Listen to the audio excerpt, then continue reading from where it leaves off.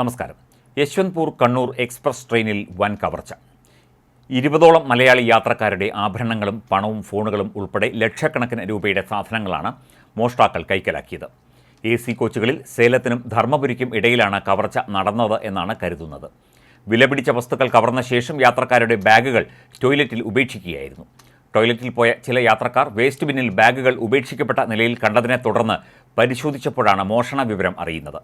യാത്രക്കാർ നല്ല ഉറക്കത്തിലായിരുന്ന സമയത്താണ് കവർച്ച നടന്നത്. അതിനാൽ ആരും തന്നെ മോഷ്ടാക്കളെ കണ്ടിട്ടില്ല എന്നാണ് റിപ്പോർട്ട്.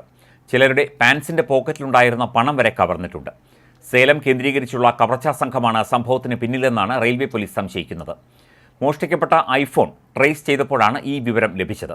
യാത്രക്കാരുടെ പരാതിയെ തുടർന്ന് അന്വേഷണം ആരംഭിച്ചു. പെരുന്നാൾ ആഘോഷിക്കാൻ നാട്ടിലേക്ക് പുറപ്പെട്ടവരാണ് മോഷണത്തിന് ഇരയായവരിൽ കൂടുതൽ. അവധിയായതിനാൽ കൂടുതൽ യാത്രക്കാർ ഉണ്ടാവുമെന്ന് മനസ്സിലാക്കിയായിരിക്കാം മോഷ്ടാക്കൾ എത്തിയത് എന്നാണ് കരുതുന്നത്. തമിഴ്നാട്ടിലെ തിരുച്ചിറപ്പള്ളി, സേലം പ്രദേശങ്ങളിലെ തിരുട്ട് ഗ്രാമങ്ങൾ കേന്ദ്രീകരിച്ച് വൻ മോഷണ സംഘങ്ങളാണ് വിലസുന്നത്.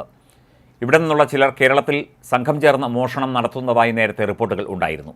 കായിക ശേഷിയുള്ളവരാണ് മോഷ്ടാക്കൾ. അടിവസ്ത്രം മാത്രം ധരിച്ച് മുഖംമൂടി ധരിച്ചാണ് സംഘം എത്തുക. മോഷണശ്രമം എതിർക്കുന്നവരെ ആയുധം ഉപയോഗിച്ച് ആക്രമിക്കും. ഒരേ ദിവസം പ്രദേശത്തെ നിരവധി വീടുകളിൽ കയറുന്നതാണ് സംഘത്തിൻ്റെ രീതി. പകൽ സമയം വിൽപ്പനക്കാരായും ആക്രിപിറക്കുകാരായും എത്തുന്ന ഇവർ രാത്രിയിലാണ് മോഷണത്തിനായി എത്തുന്നത്.